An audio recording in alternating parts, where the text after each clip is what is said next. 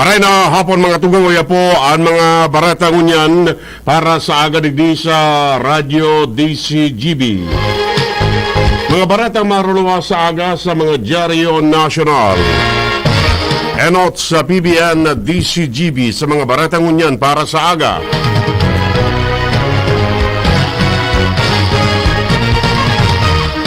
Nanindugan ang COMELEC na daing nangyaring dayaan sa tahaw kan ginibong botohan ka nakaaging Mayo 9. Ini matapos tuyawon kan mga netizen ang COMELEC may kinaraman sa partial asin unofficial count of votes kung saan nangangenot manggiraray sa presidential race si dating senador Bongbong Marcos na pigsusundan ni Vice Presidente Leni Robredo. Napag-araman na naging makaskas ang transmission kan botohan dalan para kwestiyonon ang opisyal na bilanganin boto. Naglakop sa social media ang sarong post kung saan dakol ang nagduda si nagsabing may nakaprogram o may nakatanom na daya sa mga vote counting machine. Dalang digdi, nagrally ang nagkaparang istoryante asin mga militanteng grupo sa COMELEC Manila para questionon ang nasabing issue.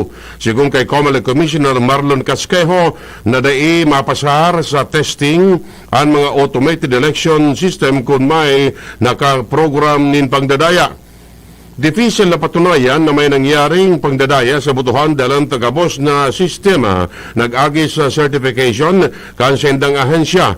Piglinaw ni Casquejo na sa kada 5 minutos nakabase ang unofficial count sa transmission kan mga presinto kan transparency server as hindi na kay puwan halatun pa ang mga resulta sa mga presinto para makapagpalos ng resulta sa mga boto. Mientras tanto, si Lubens Barcena may dagdag na istorya. Lubens, kamen. Nagiginalugod na kapaki-pakinabang sa mga lado kanibang individual pagpabaraklas kana mga bandok po na eleksyon para perinalias nin mga kandidato kanakanihis na eleksyon. Matapos na manotaran kana DCGB News Digdi sa sur na parteng barangay Kanligaspi, kung saan nagkapakinabangan na pagtaranggal kan mga eleksyon para pernalias na kung saan sa mga ginaramit na mga kukulamber sa kukurwa asin nagamit sa inda mga personal na pangkonsumo. Man sa nakaulay ka na DCGB News may kinaraman sa siring na bagay, talagang nakula man ang pakinabang kay ni dahil ka na siring na pangyayari na kung saan maski na nga ni pinagsasabing grabe ang mga kabuktakan kana mga paraphernalia na ini maski bako sa mga designadong lugar na pakinabangan manggiraray pagkatapos kan eleksyon. Pulang kahaputan kung saan itaralaag pandokan na mga kandidato na ali sa mga kibuhali sa plastic na iniremprentahan sa ito ang dahilanin pakinabang.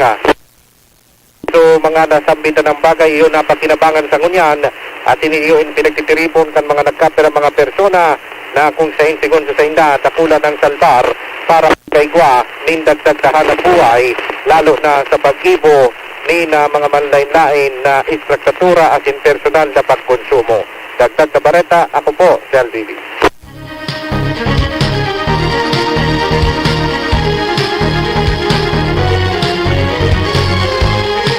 Ipinahayag ni Vice Presidente Leni Robredo na makikipag-meeting siya sa mga suportadores ninda sa Mayo 13. Initaganing magpasalamat sa mga nagtarabang sa sayang kampanya apisar ka na pagiging panduwasan na niya sa partial unofficial tally sa presidential race.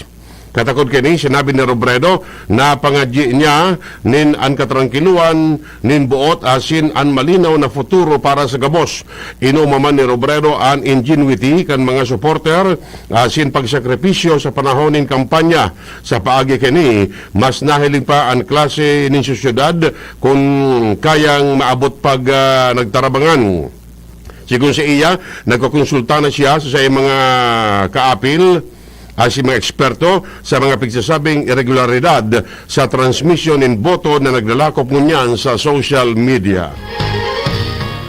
Siniguro ni Comelec Commissioner George Garcia na dayon niya tutugutan na mangyari ang kaparehong issue na nangyari sa nakaagipasa ng eleksyon sa 2025 midterm elections. Siyang sinabi na kaiba sa dakulang problema na pigaampang sa eleksyon ang halabang pila kan mga botante sa mga presinto sinan bilang ka na pagkakaigwanin aberya sa vote counting machines. Sa 2025, an ano man na eksperyensya dayon na dapat mangyari. Idinadagpa pa ni Garcia na dayon naman sinda matugot na magkaigwa naman in aberya sa masunod na eleksyon sa nasyon. Ini sa rason na minaresulta sa pagduda sa integridad kan proseso alagad, pwede manining may paliwanag dahil ang tada imanin may gusto kan siring na mga problema.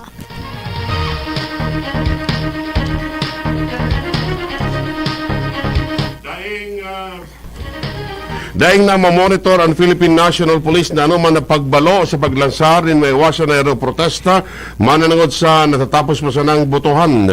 Sigun kay PNP spokesperson, Police Colonel Jane Fajardo, papabayaan nindang makapagpulos ni nasa buot ang mga tao basta na ininda o dahil sinda makaulang sa canvassing kan mga boto asin kung gigibunin da ini sa mga lugar kung saan pwede sanang magkondukta ng rally. Handa man ang PNP in kaso may sumilyab na may wasan na protesta. Enot kani ginatos ng mga individual ang ruminuso sa opisina kan Comelec sa Intramuros, Manila para iprotesta ang bako kapreparado kan full body sa pagkondukta ng eleksyon. Takod manini kan na-report na aberya lalo na sa mga vote counting machine. Mantang kasubago, nagiro-protesta sa garari ang grupo ng mga obrero asin para oma sa liwasang Bonifacio sa Manila. Puntiriya kan Kongreso na maproklamar sa Mayo 27 o 28 ang bagong presidente asin vice-presidente ka nasyon. Iniyan pahayag ganin the House Speaker Lord Alan Velasco asin Senate President Tito Soto matapos gibon ang initialization sa Consolidation and Canvassing System Machine niyon ma-canvass sa mga Certificate of Canvass sali sa mga probinsya, syudad asin iba pang nasyon. Sinabi ni Velasco na pipirito nindang tapuson ang gabos sa bulan nin Hunyo mantang halawig na nin marhay ang 5 o 7 aldaw na canvassing lalo na ta computerized na ngunyan.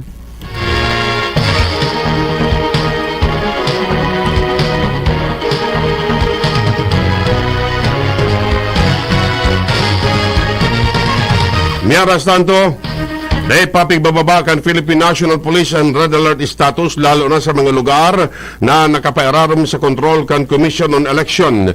Sigun kay PNP spokesperson Police Colonel Jane Fajardo na magpitman gararay na nagbabantay ang mga pulis sa kuda na natatapos ang bilangan.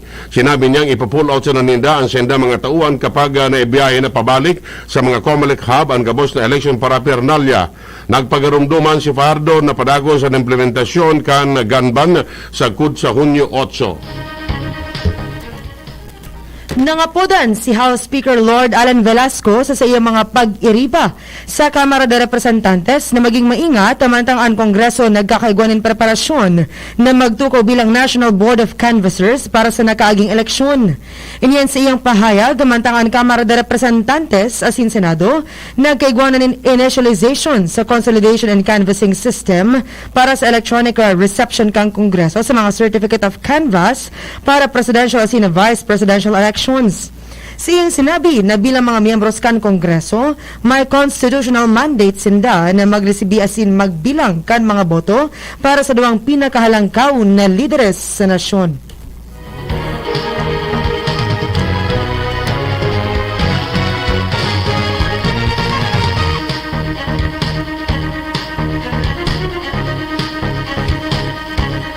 Dito nagiro ang manual accounting kan election returns kan Paris Pastoral Council for Responsible Voting. Matapos ang duwang batches kan election returns kan nakaaging aldaw, sinabi ni Dr. William Yu, co-IT Director kan PPCRV, na may kapotasyendang 10,000 na ER sa kod Kasubanggi. Pigdala umanindang maabot man ngunyan ang nakulang bulto kan ER mantang nagdoble na ang volunteer encoders kan nasabing pool watchdog sa Quadricentennial Pavilion sa University of Santo Tomas. Nag-apelar si House Deputy Speaker Bernadette Herrera sa COMELEC na pagpatawan nin buwis ang kabayaran para sa mga paratukdo na nagserbi sa eleksyon. Siyang sinabi na dapat bilog na maitao o itao ang honoraria as iba pang beneficios na dapat maresibi kan mga paratukdo sa saindang election duty. Idinadagdag pa man niya na nasa final stage na kana pagpasar nin lay sa mga propostong lakdang para halion ang tax deduction sa mga honoraria, allowance as iba pang financial benefits kan mga poll workers asin mga paratukdo. Balagad ang barata ulit dyan sa lawas si Joshua Bino. Joshua, kamen. Dainin nakaluwas asin kompleto ang mga individual na nasa kustodiya kan Daraga PNP. Yan ang kinumpirmar ni Daraga PNP Public Information Officer Marian Jess Rico.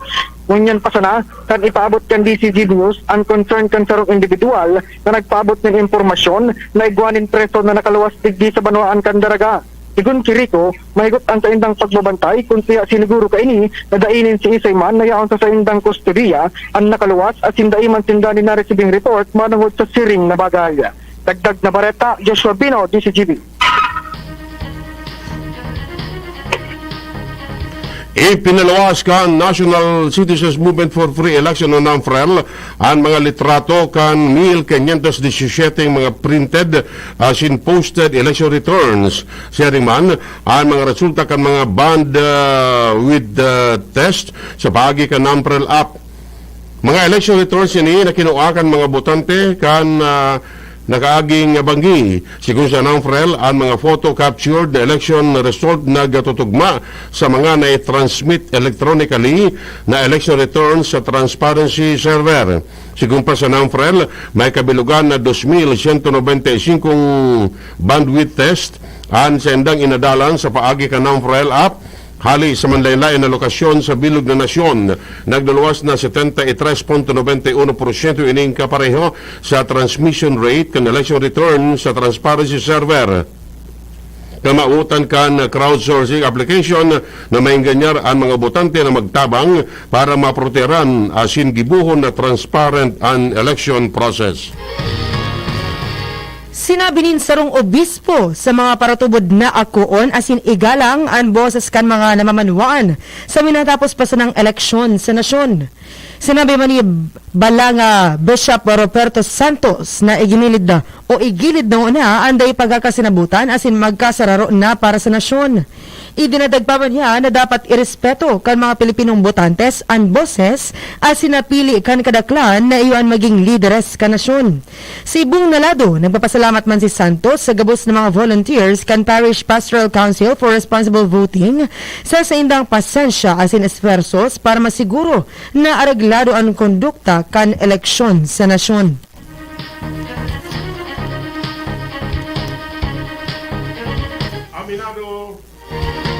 Aminado si Senador Laila de Lima na nadidifisilan siyang maghanap ng sasabiyon dahil maski anong pirit na intindihon talagang magabaton pa manggiraray sa daghan niya na akuon ang barata mantang siya nakadetiner. Nagduluwa asin nangangadyi sa Diyos. Sigun kay de Lima, arog kan kadaklan, mahiwas asin nararom na natatanaw niyang implikasyon sa resulta kan eleksyon. Tinawan nindo ni de Lima na kaipuan na magaro asin magpadagos dahil daing mangyayari kung magmukmuk siya asin iwalat ang napunan. Sinabi ni de Lima na padiit-diit kaipuan magtipon ng kusog para makabangon hali sa pangluluya asin pagkadesganar asin buhaton ang sadiri sa gabat na namamatian. Bulaos man na nagpapasalamat si De Lima sa kabos na nagboto ng kampanya, nagharong-harong, nagkabit nin tarp na naon in flyers asin nagambag nin oras, enerhiya asin talento para sa sayang pagkampanya sa pagkasenador maski siya nakapreso. Para kay Dilima, mangga naman o madaog, ang importante iyo ang malasakit sa lambang saro asin ang pagkamot sa satuyang nasyon. Sinabi ni Dilima na wala siyang pigbabasulan asin habang buhay siyang mapasalamat sa oportunidad na makapagserbis sa namamanwaan kasabay kan pagsiguro na padago siyang malaban para sa katotohanan, hustisya asin katalingkasan.